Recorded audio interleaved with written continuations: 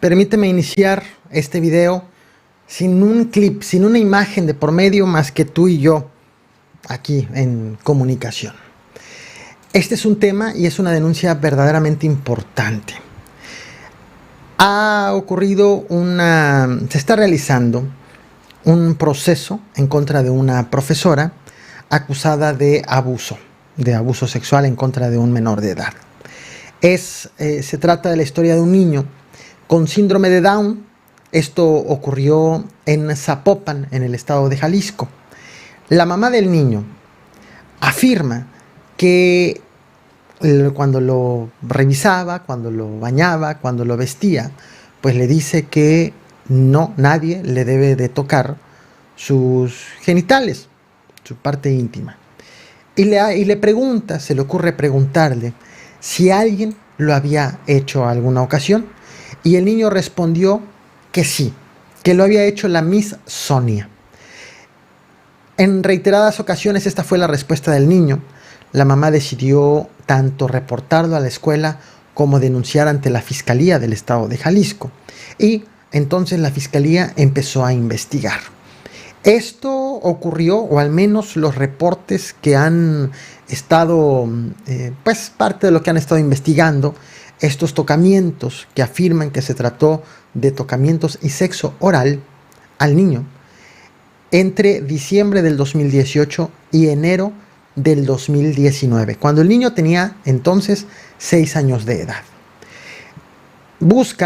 Dan con la Miss Sonia y la Fiscalía trabaja para fincarle 2 cargos, comprobarle 2 cargos ante el juez.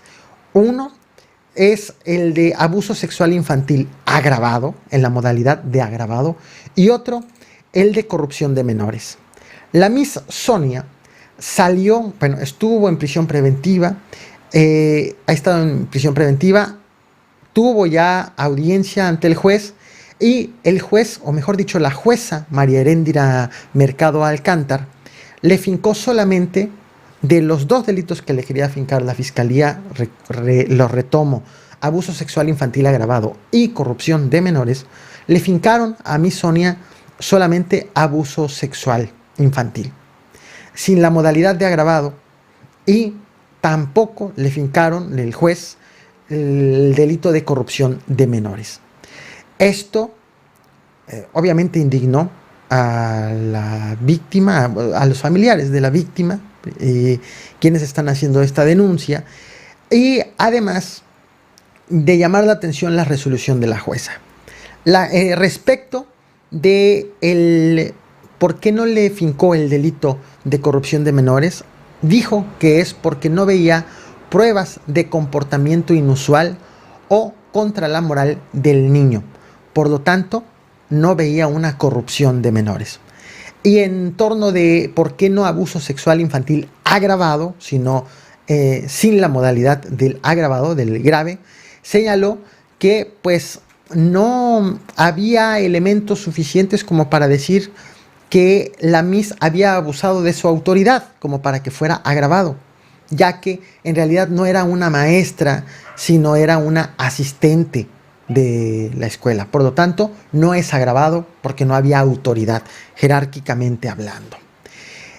También la jueza dijo que la Fiscalía solamente le presentó datos de prueba de uno de los actos cometidos en contra del menor, cuando asegura la mamá del menor y la misma Fiscalía aseguran los fiscales que fueron más de 6 ocasiones cuando ocurrió la agresión.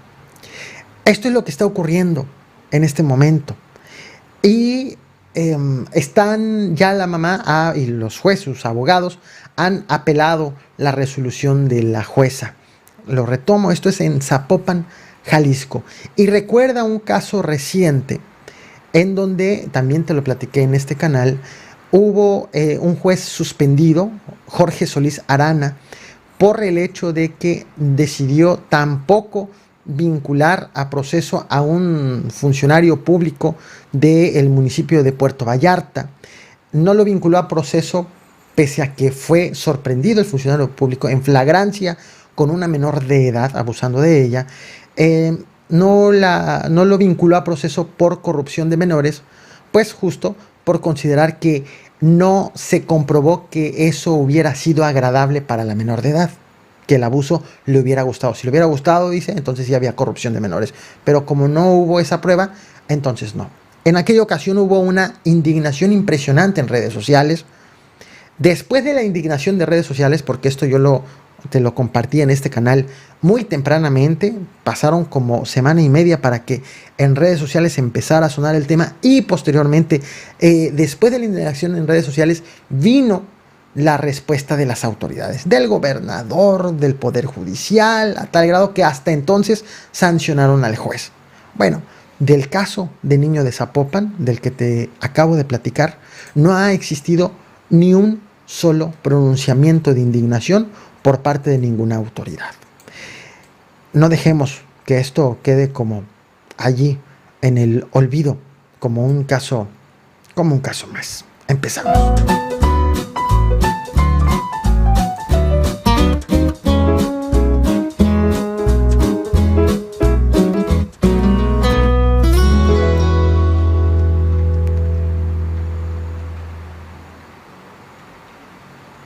Ayer te platiqué precisamente en la transmisión de la noche de cómo fue atacada la comandancia de Juan Aldama en el municipio de Zacatecas.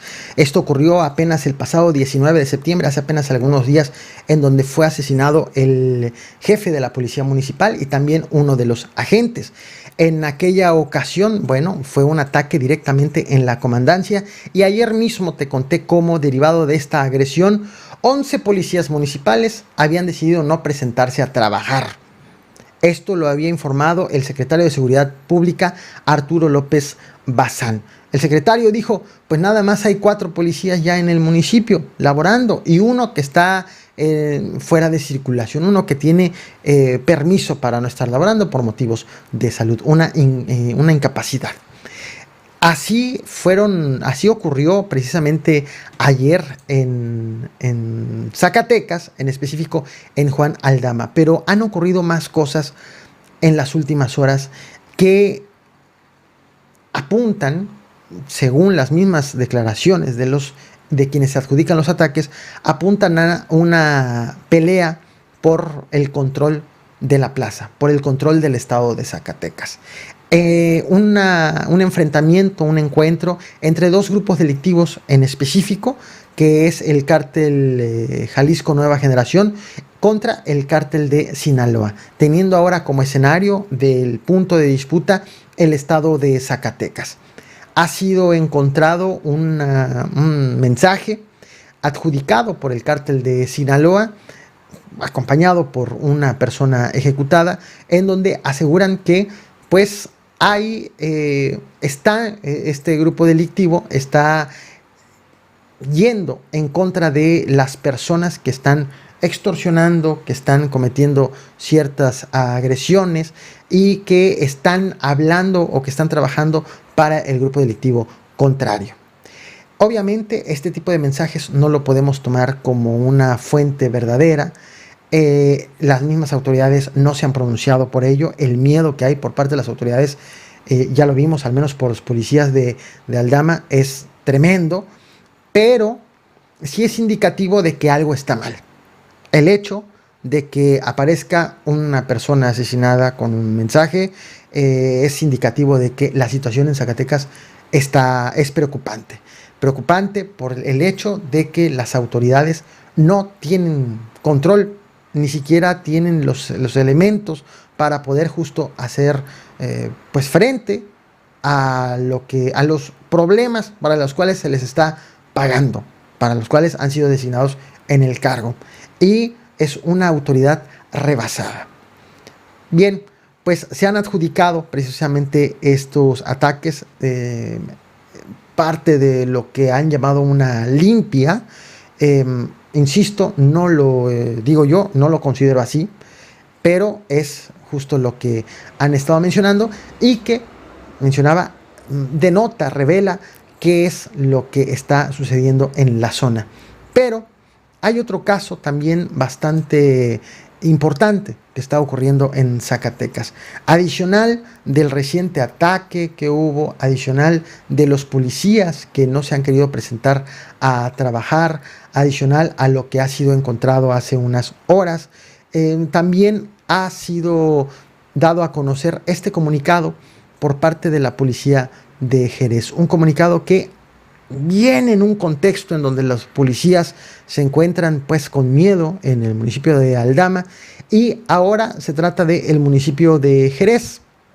Se trata de un secuestro, al menos así lo están considerando, la desaparición de 3 policías de Jerez. Los han reportado ya finalmente como desaparecidos. Están movilizándose las autoridades, están recibiendo el apoyo por parte de las autoridades federales, la Guardia Nacional, el mismo Ejército se están coordinando para encontrar a estos agentes. Ha existido un operativo por tierra, por aire, para pues dar justo con ellos. Lo que han informado las autoridades es que fue encontrada la patrulla abandonada cerca de la colonia San Isidro, esto en Jerez. Ya rebasan las 48 horas desde que tuvieron reporte de ellos y, han pasado 48 horas desde que 4 policías resultaron lesionados, también del mismo municipio, y esto fue en otro evento de índole distinta. Eran policías que iban a bordo de una patrulla en la carretera Jerez-Valparaíso y les echaron ponchallantas, lo cual provocó un accidente que terminó justo con los elementos lesionados. Esto ya a la altura del municipio de Fresnillo. Todo esto está ocurriendo en este momento en Zacatecas y que tiene una cosa en común: los policías. ¿Qué tanto ha tenido que ocurrir, qué tanto ha tenido que pasar como para que en una pelea entre grupos delictivos los policías formen parte de o se conviertan en objetivo de los mismos grupos delictivos? No por considerar que estén haciendo bien su trabajo, sino porque los están acusando, sea de un grupo o de otro, de trabajar o de haber trabajado para el grupo contrario. Esto está sucediendo en este momento en Zacatecas.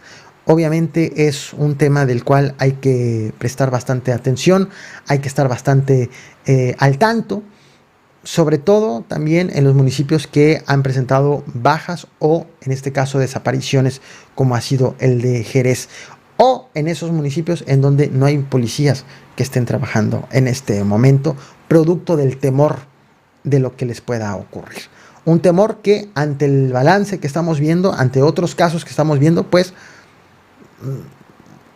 no está lejos de la realidad, está justificado, sobre todo si hay algunas historias de las cuales no nos hemos enterado. Fuerte lo que ocurre en Zacatecas. Estás viendo en pantalla unas imágenes de un avión, un jet que se estrelló en Guatemala. La historia de este jet es verdaderamente impresionante. Se trata de un jet privado que estaba pues resguardado, estaba en el Aeropuerto Internacional de Cuernavaca, en Mariano Matamoros, en Temisco, Morelos. De pronto el gobierno del estado informó la mañana de hoy, de hecho, que ayer llegaron 3 personas a este aeropuerto, entraron por el filtro B de la terminal en Cuernavaca, en Temisco, y fueron revisados por la Guardia Nacional. Estos 3 elementos dijeron que iban ahí a revisar el jet privado, y también arribó al lugar Marcos Ramírez Espinosa, según lo han identificado en una ficha informativa del gobierno estatal, que se identificó como oficial de operaciones de la empresa internacional Corporate and Cargo Services, con tarjeta de identificación aeroportuaria, y dijo, pues vamos a pasar. Les hicieron todo el trámite de ingreso, entraron. Alrededor de las 10 de la mañana las personas recargaron el combustible, de la aeronave, hicieron el pago del combustible con una tarjeta. A las 10:30 de la mañana aproximadamente, esto de ayer, insisto, una de las personas que ingresó se retiró. Como ingresó, se retiró y dijo que las demás personas pues iban a realizar un vuelo. Hicieron el vuelo, en efecto, pero se fueron justo sin un plan de vuelo y sin autorización de abandonar el aeropuerto, sin los trámites necesarios que se deben de hacer en el aeropuerto. ¿Qué ocurrió? Pues las autoridades del aeropuerto, aeroportuarias, les llamó esto la atención y empezaron a investigar con la Guardia Nacional. Llamaron a la empresa de la cual según pertenecían estas 3 personas que ingresaron para interrogar qué pasó, quién se lo llevó, y se dieron cuenta que esta aeronave no era de la empresa, le pertenecía a un particular. Entonces le llamaron a ese particular para decirle: ¿qué crees? Se robaron tu jet. Aquí adentro del aeropuerto se lo llevaron sin permisos. Sí. Se instaló un operativo de elementos de la Guardia Nacional y de la Comisión Estatal de Seguridad, pues para ver qué información se tenía. Las imágenes que te mostré, te las vuelvo a mostrar. Se trata de ese mismo jet que fue identificado accidentado en Guatemala. ¿Qué ocurrió posteriormente? Bueno, de acuerdo con el ejército de Guatemala, que ha sido el que dio a conocer justo este hallazgo, les reportaron este accidente. Antes de que les reportaran el accidente, notaron que sobre su territorio estaba sobrevolando una aeronave sin permiso. La iban monitoreando hasta que tomaron nota de que se estrelló. Iba cargado de drogas y de armas. Ya lo habían usado para trasladar entre diversos países droga y armas. El ejército de Guatemala informó que este jet privado se estrelló anoche cuando intentaba aterrizar en una pista clandestina en Alta Verapaz, en Guatemala.